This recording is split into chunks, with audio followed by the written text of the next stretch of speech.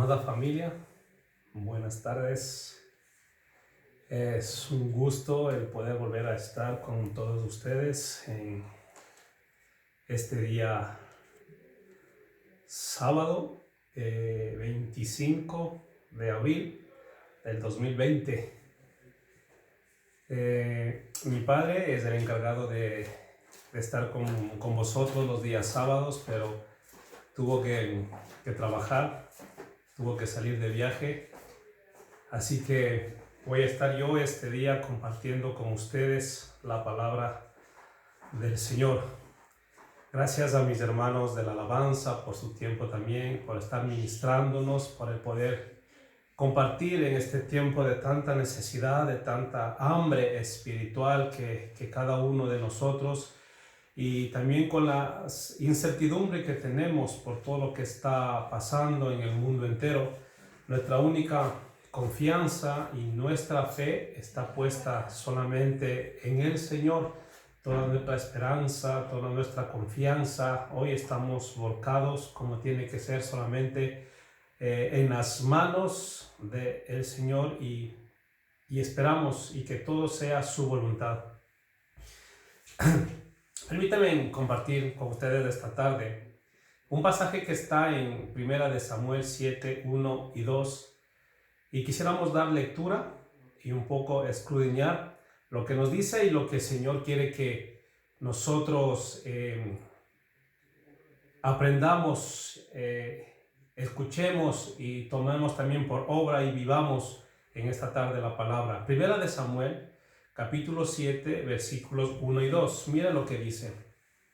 Vinieron los de Kiriat Jearim y llevaron el arca de Jehová y la pusieron en casa de Abinadab, situada en el collado, y santificaron a Eleazar, su hijo, para que guardase el arca de Jehová. Desde el día que llegó el arca a Kiriat Jearim, pasaron muchos días. 20 años nos dice que pasaron, y toda la casa de Israel lamentaba en pos de Jehová, que estuvo mucho tiempo el arca en Kiriat Jearim, en casa de Abinadab, y estuvo, nos dice, por largo tiempo en la clandestinidad, en un lugar. ¿Qué nos está diciendo este versículo y cómo quiero empezar? El arca de pacto, ustedes saben, estaba en manos de los filisteos, y cuando fueron a buscarle, en lugar de llevarle a Israel, pues fue llevada a casa de Abinadab. Es decir, el arca del pacto pasó del exilio a la clandestinidad.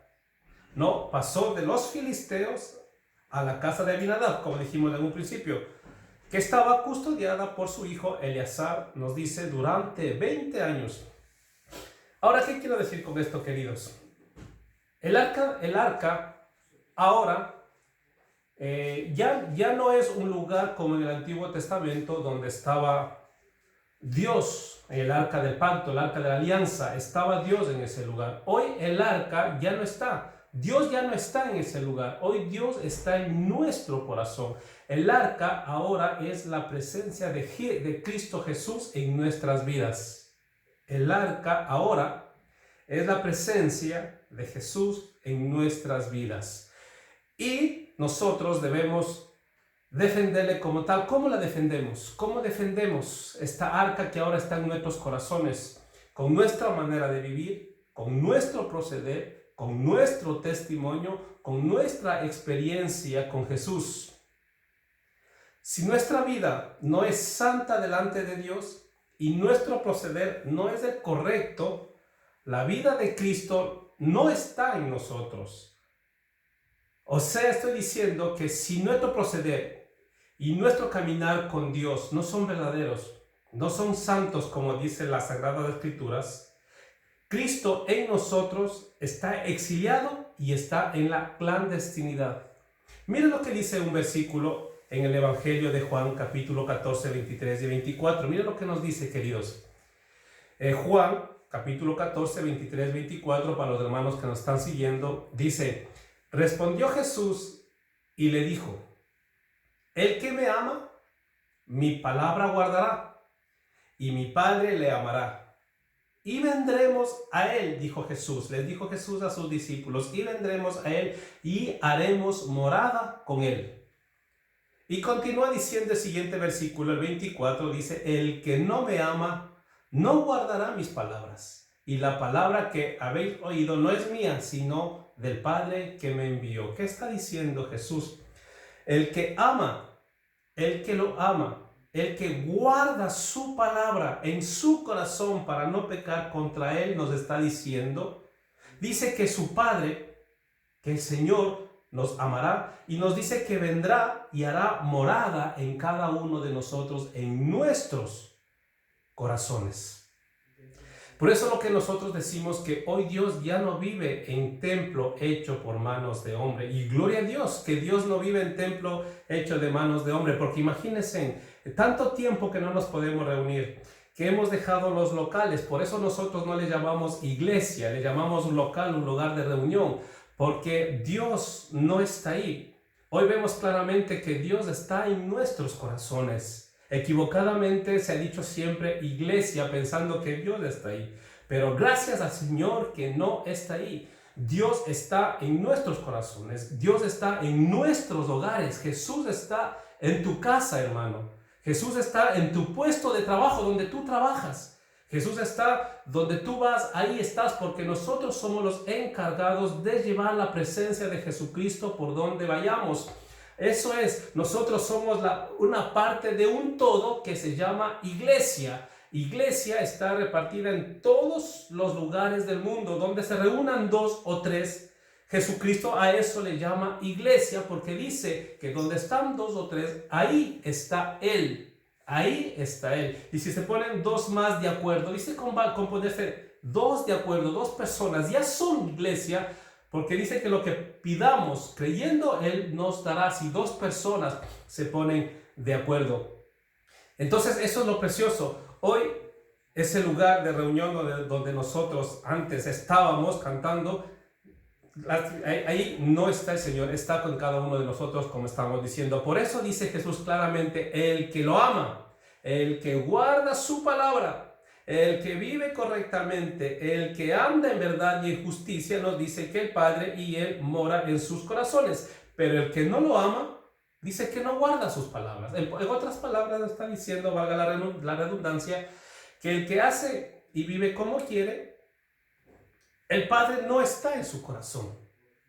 ¿Por qué digo esto, queridos, y quiero compartir esta tarde? Porque vivimos tiempos en que la iglesia ha crecido grandemente, ha crecido muy fuerte, tanto en número y en cantidad. Vemos por todas partes mega iglesias, mega reuniones. Nos hemos llenado de músicos y de excelentes músicos y espectáculos cristianos tremendos, grandes, enormes. La pregunta es, ¿qué impacto está teniendo el evangelio en la sociedad? ¿Qué impacto está teniendo el verdadero evangelio, el reino de Dios en la vida de las personas y en la sociedad? O nosotros también hacernos la pregunta, los que estamos con un ministerio, los que somos pastores, ¿qué estamos nosotros causando en las vidas de las personas? Esa también es una interesante pregunta que nosotros, los que estamos con un ministerio, de decir, ¿qué estamos causando en las personas? ¿Qué estamos provocando cuando predicamos la palabra de Dios? ¿Qué estamos haciendo en la vida de las personas para que éstas cambien su actitud y su forma de ver las cosas y tener un cambio de actitud total en su forma de vivir? Lo que nosotros como pastores tendríamos que estar es formando a Cristo en los corazones de las personas. Deberíamos dejar, porque también se está equivocando en estos tiempos y están transformando, lastimosamente eso está pasando en muchos lugares, que en lugar de formar a las personas, a los discípulos, conforme al corazón de Dios, estamos creando una generación de religiosos, de personas que van a reuniones, de personas que van solamente a escuchar, que van un momento, que van los domingos o los lugares o los días que tengan reunión. Son personas amantes del espectáculo, personas que se han convertido amantes del show, pero lejos de la santidad de Dios. Y de esta manera que provocamos que la verdad de Dios se aleje más y más del corazón del cristiano, no pensando que solamente es un Dios que donde nosotros podemos solamente decirle: dame esto, quiero esto, bendíceme, sáname, libérame, bendíceme, ¿no? Pero cuando nos olvidamos de las demandas del reino, cuando nos dice que nosotros tenemos que vivir en santidad, que nos dijo Jesucristo: busca primero el reino de Dios y su justicia, y lo demás será añadido, todos los demás será añadido. Pedro también nos dice que nosotros debemos caminar todo el tiempo de nuestra peregrinación sobre esta tierra en santidad.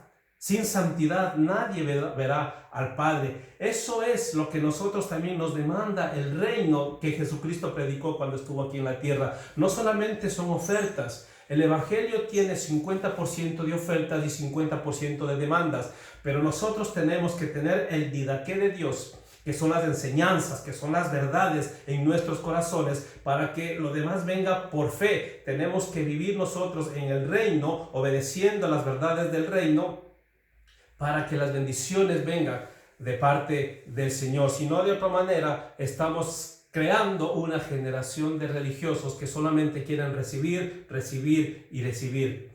O tal vez sea porque en el corazón de los pastores, de los líderes, hay solamente intereses. Quieren iglesias llenas porque tal vez tienen otro tipo de interés, tal vez económico, no lo sé. Quieren estar bien ellos, su familia, que no les falte nada, que en el local de reunión haya buenos grupos, que haya buena alabanza, pero en realidad tal vez el corazón de las personas no les interesa. ¿Y qué es lo que necesitamos hoy en día? La iglesia necesita recuperar su identidad como novia del Cordero. La iglesia de hoy en día, y hoy más que nunca, queridos, porque estamos viendo la fragilidad del ser humano frente a la vida, frente a lo que está pasando. Estamos viendo en los diferentes lugares, en el mundo entero, la cantidad de personas que están muriendo. Es increíble. Por ejemplo, vemos el ejemplo de Estados Unidos. Más de 50,000, ha rebasado la barrera de las 50,000 personas fallecidas. Aquí en España estamos por las 22,000 personas fallecidas, de lo que tenemos, de lo que en Italia por 23, 24, en Francia estaba superando las 20,000 personas fallecidas. Miren la cantidad de personas fallecidas. Y lo que nosotros debemos hoy es que nuestro corazón debe estar alineado y conectado a la verdad de Dios. La iglesia necesita recuperar la identidad como novia del Cordero. Necesita recuperar el poder espiritual del Evangelio, de hablar el verdadero Evangelio, donde Jesucristo mismo, cuando predicaba este Evangelio, confrontaba a las personas. Confrontaba y les decía: este es el reino, y si tú quieres lo coges, y si no, pues no puedes entrar a este reino. Cuando un día se presentó frente a Leví, cuando lo llamó, que él dice que era recaudador de impuestos, se acercó y le dijo: sígueme. Mateo, ¿qué hizo? No dudó. Dice que estaba sentado en el banco de los tributos y, dejándolo todo, le siguió a Jesús. Cierto día también uno que era seguidor de Jesús le dijo: deja primero que vaya a enterrar a mis padres. Y Jesucristo le dijo: deja que los muertos entierren a los muertos, porque para Jesucristo primero es el reino de Dios en su corazón. Primero, Él quiere mandar en absolutamente todo. Y no es que sea el Señor egoísta, porque si nosotros somos gobernados por Cristo Jesús nos guía en nuestros pasos. Por eso necesitamos recuperar, queridos, esta identidad como novia del Cordero. Necesitamos recuperar el amor, ese primer amor cuando nos llamó Jesucristo a su reino. Ese amor cuando no nos importaba que llueva, que relampaguee, que haga el tiempo que haga, sino que estábamos en las reuniones, estábamos prestos, decir: Señor, quiero hacer esto, ayúdame, yo necesito. Tenemos que volver a ese primer amor. La iglesia del Cordero tiene que volver a caminar en integridad. Es muy importante que nosotros volvamos a vivir en santidad. Tiene que volverse a levantar hombres y mujeres que amen la santidad de Dios. Vemos esta sociedad que está envolviendo a nuestros hermanos, está envolviendo a nuestros jóvenes. Los jóvenes, cada vez el desinterés de buscar las cosas de Dios, esta sociedad les atrapa cada vez más. Hombres, mujeres, nos está desviando del corazón, nos está desviando de la atención de Dios. Satanás ha marcado un plan para que nosotros nos desviemos de la verdad de Dios y nos conformemos en ser simplemente religiosos, en que vayamos en los días de reunión, en que vayamos, los domingos, los miércoles a la reunión, y entre semana vivamos como nosotros querramos. Y no es así. Nosotros tenemos que ser hombres y mujeres en integridad delante de Dios, hombres como Abraham, como nos diría, como le dijo el Señor a Job: ahora cíñete, porque yo te voy a decir. Y hoy también el Señor nos diría: cíñete como varón valiente, cíñete como mujer valiente. ¿Y dónde están aquellos Abraham? ¿Dónde están aquellos Enoch? Aquellos Daniel que prefirió ir a la boca de los leones, en lugar de renunciar a alabar y de estar postrado orando al Señor. ¿Dónde están aquellos 3 de Babilonia que no se inclinaron ante Nabucodonosor, sino que decidieron irse al horno de fuego? ¿Dónde están aquellos hombres como Bernabé, como Pablo, como José? ¿Dónde están aquellas mujeres como Esther, como Ruth, como Débora? Aquellas mujeres como Febe, como María, la madre de Jesús, que encontró gracia delante de los ojos del Señor. O mujeres como María Magdalena. ¿Dónde están? Hombres y mujeres. Jóvenes. Daniel tenía alrededor de 21 años, 22 años, cuando él se propuso en su corazón no contaminarse ni aún con la comida del rey. Eran jóvenes. ¿Dónde están aquellas personas que amaban al Señor y que no les importaba entregar su vida por Él? Y eso es lo que nosotros hoy tenemos que hacer como iglesia de Dios: volver a encontrar la identidad que se está perdiendo, esa identidad que ahora está en la clandestinidad muchas veces, que está en el exilio, como estuvo el arca del pacto cuando estuvo entre los filisteos y luego fue a la casa de Abinadab, queridos. Eso es lo que ahora nosotros tenemos que hacer como hijos de Dios, volver a tener la identidad. Cuando nosotros nacemos una iglesia fuerte, miren lo que dice en 1 Samuel 7:3 y 4. 1 Samuel 7:3 y 4. Habló Samuel a toda la casa de Israel, diciendo: si de todo vuestro corazón os volvéis a Jehová, quitad los dioses ajenos y a Astarot de entre vosotros, y preparad vuestro corazón a Jehová, y solo a Él servid, y os librará de la mano de los filisteos. Entonces los hijos de Israel quitaron a los Baales y a Astarot y sirvieron solo a Jehová. ¿Qué estamos viendo en estos versículos? Que el profeta estaba exhortando al pueblo. Samuel estaba llamando al arrepentimiento al pueblo de Israel. Ustedes saben que arrepentimiento es cambio de actitud. Este juez, sacerdote y profeta que era Samuel, transmite al pueblo 4 órdenes que el Señor le da. Y también estas órdenes son para nosotros en este día. El primero, en este versículo podemos leer que dice: conviértase a Dios. Miren lo que dice en este versículo: si de todo vuestro corazón os volvéis a Jehová, si de todo vuestro corazón os volvéis a Jehová. Al Señor le interesa nuestro corazón. Él sabe cómo está nuestro corazón. Él sabe cómo está tu corazón y cómo está mi corazón. Por eso el profeta dice: si de todo vuestro corazón os volvéis a Jehová. ¿Por qué? ¿Por qué, queridos? ¿Por qué no está diciendo el Señor a través del profeta que nos volvamos de todo corazón? Porque engañoso es el corazón, es malo, es perverso. ¿Quién lo conocerá? Solamente Dios. Solamente Dios lo puede conocer. Ninguno, ni siquiera lo puede conocer mi cónyuge. Solamente lo conozco yo y lo conoce Dios. No lo podemos conocer. Por eso el Señor nos dice que quiere Él tener el control total de nuestro corazón. Es total, no es solamente una parte, es total. Todo lo que somos y hacemos, ¿de dónde surge? De nuestro corazón. Todo en nosotros nace ahí. El corazón es la fuente desde donde brota y precede todo lo que nosotros pensamos, todo lo que sentimos, hablamos en la vida se define. Todo pensamiento, sentimiento, actitudes, deseos, palabras, conductas y acciones y nuestras intenciones están allí. Por eso, ¿no es cierto? La Biblia habla de las intenciones. ¿Y qué dice? De la abundancia del corazón habla la boca. ¿Verdad? De la abundancia del corazón habla la boca. Si nosotros nos ponemos con un deportista, con un futbolista a conversar, ¿de qué va a hablar? De fútbol. De futbolista va a hablar. Si nosotros conversamos con una persona que tal vez haya sido un ladrón, haya robado, y conversamos con esa persona, ¿de qué va a hablar? De robos, porque eso está en su corazón. Y nosotros lo que hablamos frente a las personas, eso es lo que tenemos. ¿Te has puesto a pensar tú, querido hermano, hermana, amigo que nos ves? ¿Cuáles son tus pláticas con las personas? ¿Tus pláticas están para edificar?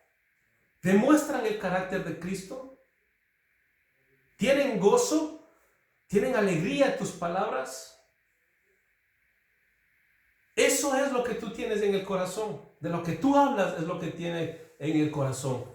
Y el Señor, cuando nos pide el corazón, sabe que nuestro corazón está o correcto o de una forma incorrecta delante de Dios. Mire lo que nos dice Proverbios 6, 16 al 19. Mire lo que nos dice Proverbios 6, del 6 al 19. Por favor, quiero que abran sus Biblias a Proverbios, por favor. Proverbios 6, 16 al 19. Nos dice, 6 cosas aborrece Jehová, y aún 7 abomina su alma: los ojos altivos, la lengua mentirosa, las manos derramadoras de sangre inocente, el corazón que maquina pensamientos inicuos, los pies presurosos para correr al mal, el testigo falso que habla mentiras, y el que siembra discordia entre hermanos. Miren lo que hay en el corazón del hombre. Miren lo que hay. Lo que puede haber, o lo que podemos estar albergando nosotros tal vez sin saberlo. Y pensamos que estamos bien cuando en realidad estamos mal. ¿No? Cuando pensamos que no tenemos nada en el corazón y nuestro corazón está limpio, pero a lo mejor puede haber ojos altivos, puede haber una lengua mentirosa, ¿no? Unas manos derramadoras de sangre inocente, y con esto dirán, no, yo no asesino a ninguno, no es necesario asesinar. Dice que el disgustarse con tu hermano ya te conviertes en homicida. El hablar en contra de un hermano, el insultar a un hermano, ya te conviertes en homicida. El corazón que maquina pensamientos inicuos, los pies presurosos para correr el mal, el testigo falso que habla mentiras y el que siembra discordia entre hermanos. No sé, tal vez, y si no tenemos nada de esto, gloria a Dios que no tenemos, pero si tenemos algo de esto, tenemos que corregir, porque dice Dios que aborrece 6 cosas y aún 7 que abomina su alma. El primero que nos dice ojos altivos, y la definición en el diccionario de la lengua española nos dice que ojos altivos es orgullo, vanidad, exceso de estimación propia o arrogancia. ¿No? Los ojos altivos no reconocen su dependencia hacia Dios y por lo tanto se autoexaltan. ¿Puede haber en la iglesia hermanos con ojos altivos? ¿Puede haber en la iglesia hermanos orgullosos, vanidad? ¿Puede haber? Lastimosamente hay pastores orgullosos, por ejemplo. Pastores que se creen que tienen absolutamente toda la verdad. O líderes, cuando el Señor les pone en un lugar de liderazgo y piensan que están sobre todos ellos. Piensan que el Señor nos pone como pastores, como líderes, como evangelistas. Podemos nosotros mirar a las personas por encima del hombro. ¿no? Mira lo que nos dice Gálatas 3, 27 al 28. Mire lo que nos dice. Quiero decirles algo antes de estos versículos. El pastorado no es un título a los que somos pastores. El pastorado no es un título. Como título es alguien que ha estudiado. Por ejemplo, si alguien ha estudiado para ser doctor, ese sí es un título porque ha sacado el título de doctor. Alguien ha estudiado economía, como fue mi caso, que un día estudié y si he sacado el título, pues soy economista, tengo un título que es de economista. Pero el pastorado no es un título. Y hay personas que les encanta que les exalten y les digan, oh, pastor, pastor, pastor, qué pastor, pastor. Y no es un título. El pastorado es un servicio. Nosotros estamos a servicio de los hermanos. No es que tengamos una arrogancia de decir yo soy pastor y ahora ustedes que me sirvan y esto y lo otro, como muchas veces hay los casos de pastores. Nosotros estamos para servir y Jesucristo nos dio la bofetada cuando dijo que Él estuvo aquí para servir, y cuando le dijeron ¿quién es el mayor? Jesucristo dijo el que sirve es el mayor. A veces estoy sentado a la mesa y un hermano viene y me trae un plato de comida. Ese hermano que me trajo ese plato de comida, delante de Dios es mayor que mi persona.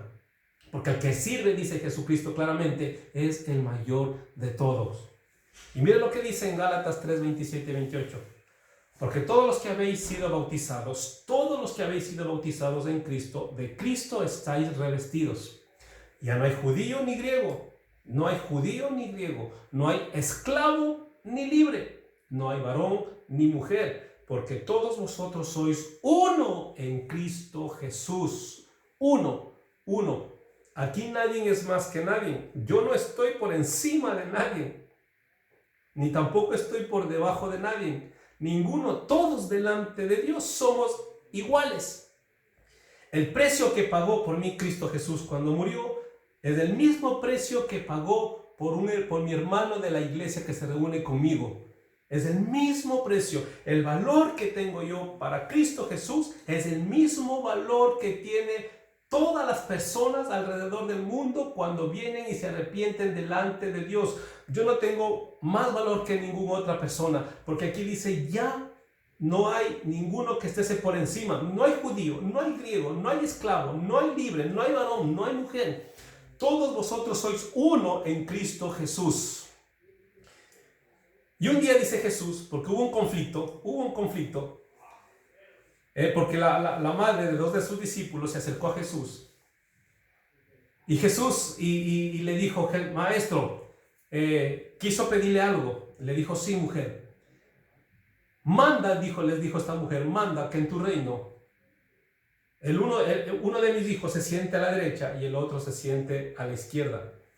Claro, Jesucristo reacciona y dice que eso a Él no le corresponde, sino el darlos la derecha e izquierda le corresponde a mi Padre. Jesucristo les dijo, ustedes podéis beber de mi misma copa, podéis recibir el mismo bautismo mío, pero el del sentarse a la derecha y a la izquierda, dijo Jesucristo, le corresponde a mi Padre. ¿Y qué pasó? Eso escucharon los otros discípulos y dice que se enojaron viendo lo que estos hermanos pedían.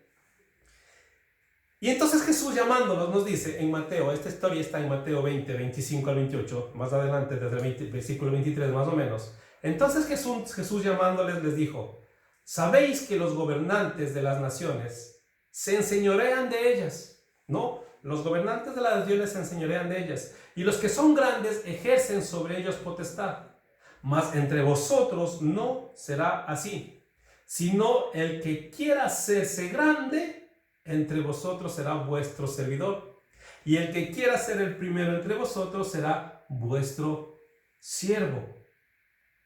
Como el Hijo del Hombre no vino para ser servido, dijo Jesús, sino para servir y para dar su vida en rescate de muchas personas, de muchos, de todos nosotros. Qué ejemplo de humildad, qué ejemplo de servicio nos dio Jesucristo. Así que, querido hermano, hermana, amigo que nos lee, si pensamos que nosotros con nuestro orgullo, con nuestros ojos altivos, podemos ser aceptos delante de Dios, estamos totalmente equivocados. ¿Sabes dónde se originó el orgullo y la altivez? Se originó en Satanás. Él quiso llegar a ser igual que Dios.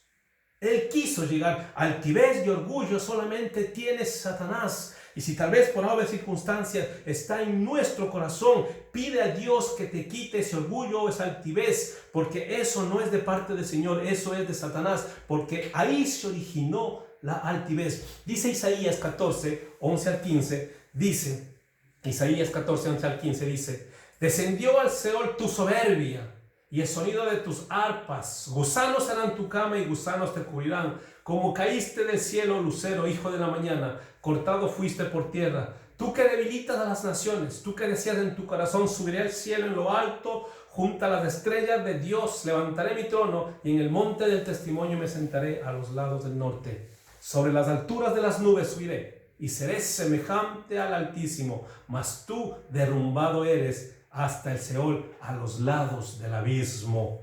Ninguno puede querer ser semejante o igual a Dios, porque Dios lo derribará. Eso entró en el orgullo, en el corazón de Satanás. Entró la altivez y quiso ser semejante al Altísimo.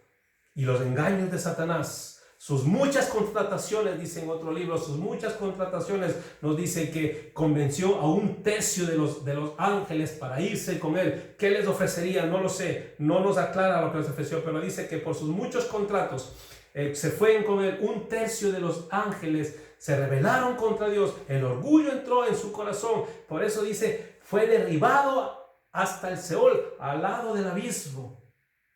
Así terminó Satanás por pretender ser igual a Dios. Y en Génesis 3, del 1 al 6, también vemos cómo el hombre quiso ser como Dios. Qué pena cuando nosotros pretendemos estar por encima de las personas o creernos más que los demás. Cuando Dios al que se humilla dice que lo enaltece. Y al que es soberbio nos dice que lo humilla el Señor. Mira lo que nos dice acerca del hombre que quiso también ser igual a Dios en Génesis 3, 1 al 6. Génesis 3. Pero la serpiente era astuta, más que todos los animales del campo que Jehová Dios había hecho, la cual dijo a la mujer, con que Dios os ha dicho, mira lo que le dice, con que Dios os ha dicho no comáis de todo árbol del huerto. Le pregunta, y la mujer respondió a la serpiente, del fruto de los árboles del huerto podemos comer, pero del fruto del árbol que está en medio del huerto, dijo Dios, no comeréis de él, ni le tocaréis, para que no muráis. Entonces la serpiente dijo a la mujer, no moriréis, sino que sabe Dios que el día que comáis de él, serán abiertos vuestros ojos, y aquí está, y seréis como Dios, sabiendo el bien y el mal.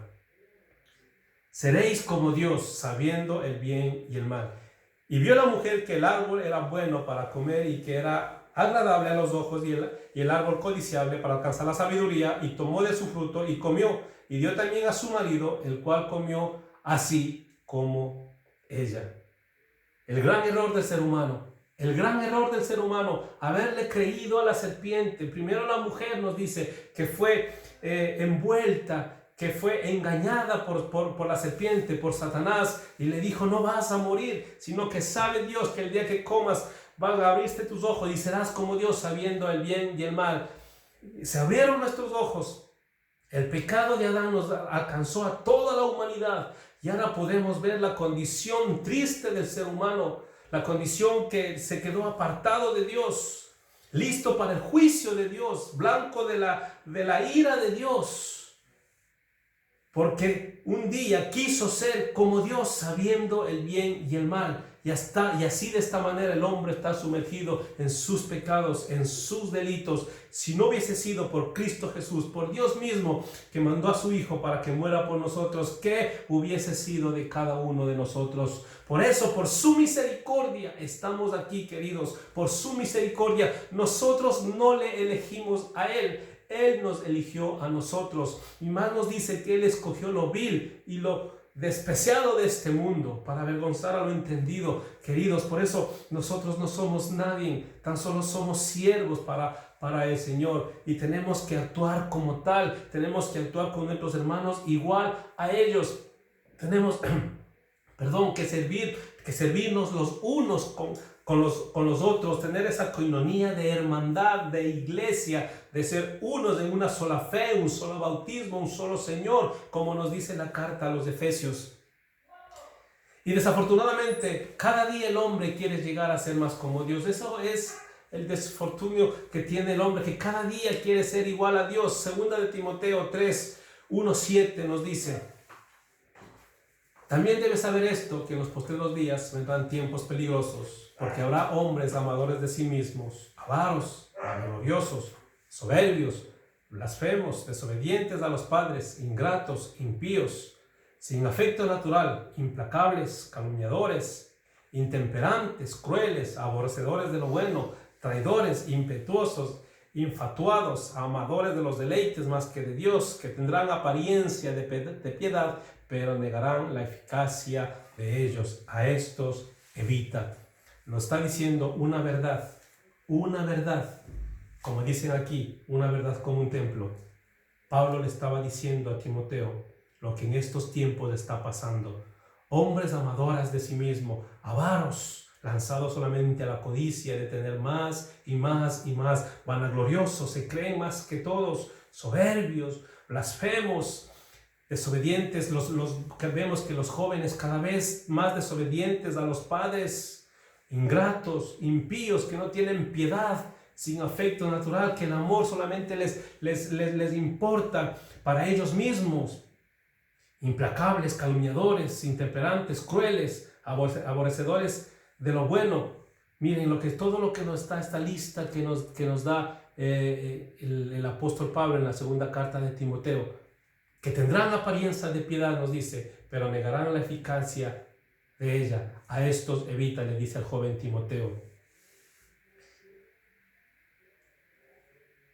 Consecuencias de todo esto: desechados de la presencia de Dios. En Proverbios 16:5 la Biblia dice que Dios abomina esta conducta y que por lo tanto no quedará impune. Proverbios 16:5 nos dice: abominación es a Jehová todo altivo de corazón, ciertamente no quedará impune. La altivez nos pretende poner a la altura de Dios.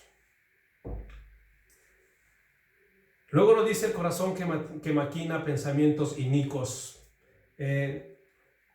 Estaremos siguiendo con este estudio porque es muy extenso, queridos. Solamente quedemos ahí en lo que nos está diciendo el Señor acerca de los ojos altivos, de que nosotros no seamos más que nadie, de que seamos sencillos de corazón. Bienaventurados, nos dice cuando Jesucristo en el Sermón del Monte dijo: bienaventurados los humildes de corazón, porque ellos verán a Dios. Pesa tu corazón, pone en una balanza. ¿Dónde está tu corazón? ¿Dónde está? ¿Está siendo esa iglesia la que viene a buscar Jesús? ¿Está siendo esa iglesia sin mancha, sin arruga? ¿O solamente estás yendo tal vez a congregarte por cumplir? Porque tal vez te gusta y vas. Pesa tu corazón, querido. Pesa tu corazón en este tiempo. El Señor nos ha dado mucho tiempo para que pensemos en nuestras casas. Y cuando salgamos de este confinamiento, ver el verdadero valor que tiene Cristo Jesús en nuestras vidas. Y lo que Él nos amó para que nosotros seamos libres en Cristo Jesús.